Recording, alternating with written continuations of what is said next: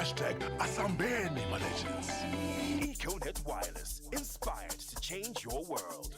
It is a Tuesday. We get into soul food. We're getting your messages. We're actually going to play them in the next hour for our trending today. Bishop Musa Kamisola is in the building. Dr. BMC Munomari Kurise Kwamamba Indi Murise. Every time you put my trending stories, but anyway, today I'm choosing to ignore it because ndikangoda comment. Comment yangu inopera na 10. Anditi. Ayo wasikaisiana izvo inayo. Have you Tipinde been muye good? turi kutaura. I've been good. Thank you. Yes. Riding on mistakes. Tanga undombera maoko. Kana zvakazoshaya musoro unenge wakaombera kudhara. So you see, most people kana vachinge va-assume leadership, be it being a parent, being a church leader, being a political leader, being a society leader, wherever leadership may be required, pane zvinhu zvaanotanga kufesa judgment from the people they lead. Because people assume that when you become a leader, it simply means you have to become jack of all trades. You need to be knowing everything. You should not have a weakness. You should not be weak in certain areas. You ought to know almost everything. And when a leader shows their vulnerability in any area iyoyo ndo inotanga kushandiswa nemacritics ake kumuopoza, kurwa naye uye nekumuzama kumuwisira pasi. Nekuda kwaizvozvo, most leaders have tried by all means to hide their weaknesses. And ndo zvimwe zvacho zvinozoita kuti ma-organizations atadze kumove forward. Anonyatsozviona kuti nonhlanhla anokwanisa kuita zvinhu izvi, but akaziva kuti handigone kuzviita, anotanga kundidherera. Saka I would rather leave it like that. I would rather fail trying to do it myself. Because ndika zvi-expose kuti I do not know, can you help me? Ndinomiswa tea kubreakfast, havaziva ipapo musavanogara muofisi mubuyarima kudai, ndinotozobata mapepa kuita zvese zvamuri kuzoona zviri kuzofamba izvi ndini. Saka most leaders vanozoita sekunge vasinga appreciate vanhu vari talented vari around them.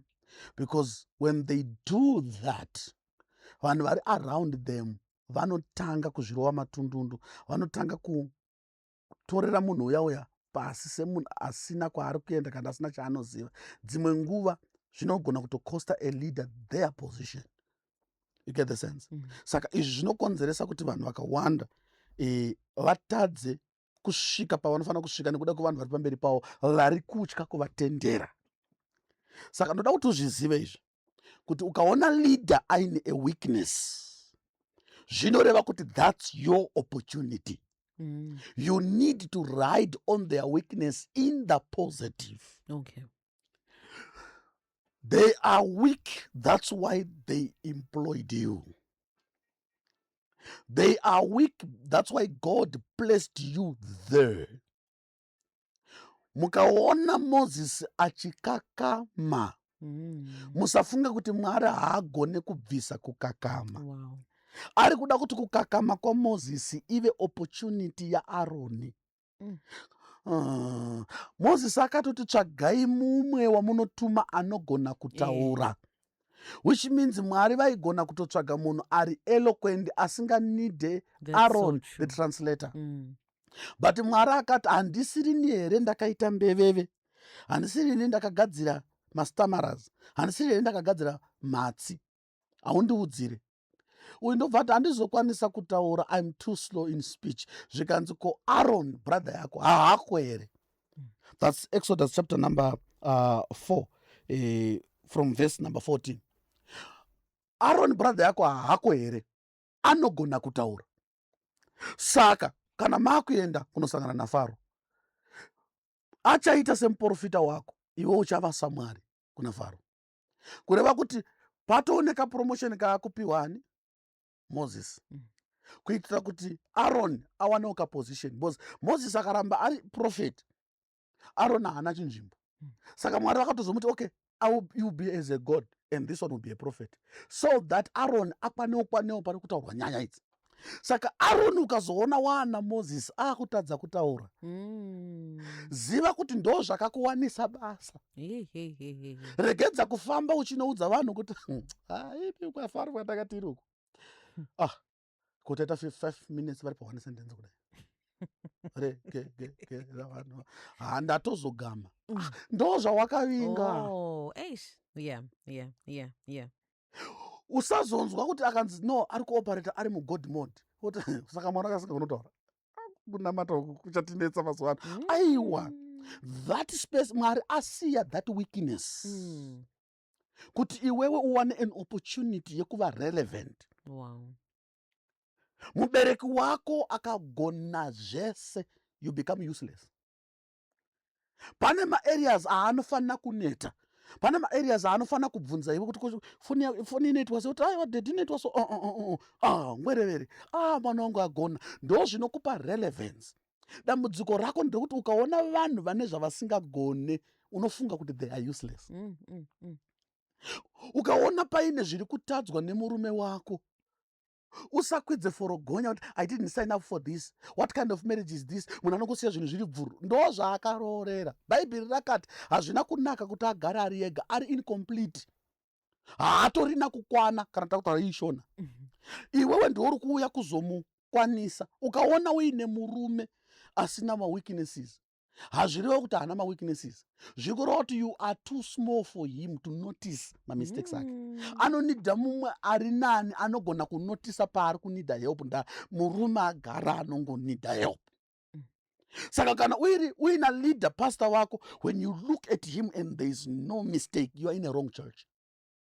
Zvikureva kuti uri mudiki, pastor yakura zvokuti haukwanise kuva of any help to them. Unless wakangoendawo hako kungonobless wawo, kwete kunoisa impact. Zvaasingagone izvozvo zvokuti unoona pulpit yakabhenda kudai so, hazvisi zvokunodyisa sadza kumba muchiriko yakambopozitiona seko muchechi mweya. Ibasa rako rekunoipozitiona panzvimbo. Ibasa rako rekunojoina department reorder kuti uise order pasina order. Ukanzwa maspika achizhezhera, ndiwe uri kudanwa. It's an opportunity for you. Dambudziko ukaona zvinhu zviri in disarray, unotora mukana iwoyo to throw others and bring them down, instead of taking that as an opportunity to become relevant. I've got a scripture I want to show you here. What Paul said. It is found in the book of 2nd Corinthians chapter number 12 from verse number 8. Inotaura ichiti nekuda kwemarevelation anga ari mandiri, ndine munzwa wandakaiswa wakabva kuna Satani. Ndakanamata more than 3 times kuti Mwari vaubvise. Mwari vakandiudza kuti my grace is sufficient for you. Yes. Saka ndakudzidza kudhilaita mukusava nesimba kwangu, nekuti kushayiwa simba kwangu ndokunomanifesta simba raMwari. Your strength is made perfect in my weakness. In my weaknesses. And when I am weak, I am strong. then I am strong, because ndo panosvika Mwari achinogama. Saka kunyange una Mwariwo anoride on your weakness kuratidza simba rake muupenyu hwako. Nda ukava all strong, Mwari anozoitawo chii. But hatina kusiya room yekuva weak. Hatina kusiyira vanhu vari close to us room yekuva weak. Baba vako havaite perfect nekuti wakazvara iwewe. Anotongoriwo munhu akazvara iwe. Zvinonetsa vanhu vese zvinonetsa mai vako. Zvinonetsa varume vese zvinonetsa baba vako. Havave esuperman nekuti ndibaba vako. Mufungo wepwere watanga tinawo kufunga kuti baba vako anorova munhu wese simply because he's your dad. When you grow up, you need to understand now, okay, so this is what has been following us in this generation. I'm seeing it on my father. Instead of looking down on your parent, which you no longer talk with your parents because of what they have done. Maybe your father became polygamous and you did not grow up well. And instead of you learning and pray accordingly to deal with the things that have brought him down, you have used these weaknesses to justify your behavior. Wakatotora vane simba kwavo waakutotora mamistakes avakaita to silence him uchivarambidza kuti vakurebuke paunotadza. Many people have used people's weaknesses to silence them when they want to correct you. So you are doing yourself a disservice. Mwari chaiye chaiye akatanga aziva weakness yangu asati andituma kunoparidza. Ane simba rekuikorekta but haana. Chaakaregedza kukorekta weakness yangu inawo yekuti wakandipa an assignment yekuwork on it. Number one. Number two, wakaitora semukana kuzviratidza strong muupenyu hwangu. Yeah. Apart from him using me to deliver this message and to deliver the captives free, there must be a provision in our contract where I also feel like I need God. Because vakandibvisira ma weaknesses angu ese ndinova munhu akaipa. Do you know why Lucifer became proud? He did not have weaknesses. Akatanga kufunga kuti haanide Mwari because of the abilities that God had given him. So true. Pese paunotanga kufunga kuti waa perfect, paunongofunga kuti right, now I am perfect, watopinda mupride mode. Waakuto-operata murealm yekuzvitutumadza. Waakutotadza paya. Hausati waona kuti ndatadza chii. Kutotadza kwako ndekwekutofunga kuti hauchanida kubatsirwa naMwari because waakugona, waakuziva zvese. Imi wakambosora nemunhu anoziva here masvotero aanoita. Munhu anoziva. Faneke anoziva Bhaibheri. Kungotaura nyaya yakadai mungoti ayo zvakati zvanyanya, hamutaure kuti zvanyanya. Vhesi inoti so kana muchitoti zvanyanya muri kuto you cannot even have a conversation. Hamutane kurohwa nemavhesi. Vanhu vanoziva stereki vazhinji vacho havazorealize their full potential because havaone need yekuda help. Saka maybe uri under the influence of my voice. You are a mother and maybe you have been too weak in certain areas and your children no longer respect you. It doesn't mean you are a bad mother. You have got children who do not understand what it means to be a human being. Being a human being zvinongoreva kuva weak. The moment pazvinongonzi man of God, pangopinda zita rekuti man, pari kunzi man paipa pari kutaurwa kunzi a weak vessel that is being used by God. Saka dambudziko nderekuti iwewe vanhu pavakakuona sekunge hautadzi wakatanga kuda kubehavha sezvavanoona uchitya kuvadisappoint. Most of the pastors who make mistakes and they are trodden down and vobva vabuda ministry does not mean they are worse than us. No. Vakagamuchira kunza havatadzi ndokubva vabehavha ngavatadzi. Pavakatadza vakashamisa vanhu. And izvozvo zvakavatadzisa kusimuka zvakare. Siya room yekuratidza vanhu kuti you are not a superman.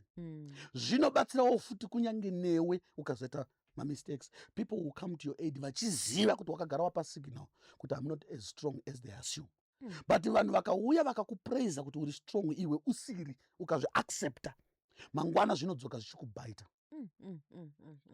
Uri kuziva here kuti Herod akambouya pane mumwe musangano ndokubva ataura akati kwazivai Mose. Paakadaro vanhu vakasimuka vakati this is God, this is not a human being. NdiMwari ari kutaura. Haana kuvarambidza kuti handisi Mwari, nditori weak, ivoice ramafarira chete. Akagamuchira that level yekusimudzirwa. Akazoshamisika akurohwa mbama nemutumwa. Zviri kunzi mutumwa akauya akamurova ndokubva abuda honye ipapo, ndokubva afa ipapo. He was brought down because akatendera vanhu kumusimudza. Haasiri akati ndini Mwari, vanhu ndo vakati ndiwe Mwari, iye akasadaira kuti handisi. Remember kuti vana Paul naSilas vakambozviita vaminista, vanhu vakauya vakavapfugama vakati these are angels, these are gods. Vakatotaura kuti no, we are mere mortals like you. Vakaadmita kuva wiki. That's why pavakazotorwa vakaiswa mutorongo vakapraisa, Mwari akauya akavhura magoni etirongo. Nemhaka they admitted that they needed God despite being mightily used of God. Wow. Saka even in marriage maybe pamakadanana muchigadzira foundation yanga ichitaurwa mutrending story yayo, maybe makaratidzana superficial being hwenyu, muchiratidzana kuti you are a superman, akangoti ndarwara watoti okay I'll be there in a second, driver did. Now mapinda marriage ndopa wakatanga kuratidza kuti no, you're not infallible. And then they are like, no, this person has changed. Hawana kuziva kuti hauna kuchinja, wachaiye chaiye manje. Ndopa watopinda mu reality yako chaiyo chaiyo. Saka izvozvo ndo zvinokonzeresa kuti mamarriages akawanda asagare. Takagara tataridza vanhu kuti tinoshamisa. Hakuna vanhu vari broken mumarriages sevakadzi vevafundisi. Because paakada mufundisi aiparidza. So they fell in love with the gift. They fell in love with an office yekuti prophet. Kuti handichatonetswe nemarriage. But havana kuziva kuti pamberi ipapo pakamira prophet naMusa. Saka akazoenda naye mubedroom, haasi prophet. Akaenda naMusa akanoshamiswa. Kuti nyasha dziye vanotothrowa matantrums vachikanda zvinhu pasi. Anokanda. But iwewe hauna kusiya room for weakness. Ukaona wakrashira munhu, ndakamboitaurai kuti ukaona wakrashira munhu, you are already in danger. Because kukrasha pamunhu kunoita kuti usaone any weakness. Kunoita kuti usaone any mistake. Unoona sekunge munhu iye ari superficial. Saka unomupa zvako zvose, obva azokuratidza kuti no, ndingori uzhwawo anodya sadza savamwe. Izvozvo zvinokonzeresa kuti uve heartbroken. Saka ndiri kuti kwamuri imimi vanoidolize vanhu, there is a weakness pamunhu waunoidolize.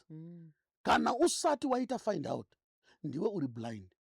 Kunewe uri kuidolizwa zviri kunakidza nhasi, because you are behaving like a demigod. But pachabuda weakness yako Moses, zvinogona kuzokukosta mangwana. God bless you. Ayo, atichine time. I like it that way. Oh, takugure babo. Okay, Aaron paakamira achiumba chimhuru, vanhu vachimupraisa. Izvozvo zvakabva pakuti wakafamba naMozisi akatadza kubudira vanhu pachena kuti handisirini profeti wenyu. Profeti wenyu ari mugomo. Ndinotori profeti wake, kwete nekuti ndiri profeti, inhau yekuti anokakama. Saka vanhu pavakaenda kwaari vakati tiumbirewo chimhuru, aifana kuramba. Kuti no, mirirai mukuru anokuudzai. But akada kubehave kunge chi? Mukuru. Akada kubehave kunge I got this. Ndinomboita 1 or 2, alright, ndichipedzisa. Munozviziva here kuti tsvimbo yakakandwa pasi ikasanduka kuita nyoka aisi yaMozisi, yanga iri yaAaron. Tsvimbo yakaita zvinhu zvese kuEgypt yanga iri yaAaron. But yakatestwa murenje yanga iri yaMozisi. YaMozisi yakazoshanda pagungwa chete. Saka anotoriwo netsvimbo inoshanda, but haishandi nekuti inoshanda nekuti ari close kuna Moses. Thank you. Thank you very much. Dr. BMC, there you have it. Yo, era Nasiri. We're also live on Facebook. Thank you so much. Kunada kubate muno mwari. Ine ndinowanika pa 773 115 025 773 115 maservice zedu tinowanika every Wednesday. Takachinja from Thursday. We are now meeting on Wednesdays from 5 to 7, and then on Saturdays from 1 to 3. But this Saturday, we are not meeting in Harare. We are meeting in Ichokugudza at Domboshawa Mountains, where we are praying. So if you want to join us, you can get in touch with us. Per number that up also, then we can make logistics to meet there for prayer. God bless you. Thank you so much. We look forward to next week's session. Yo. Do stand by for the news. It is the Morning Galaxy.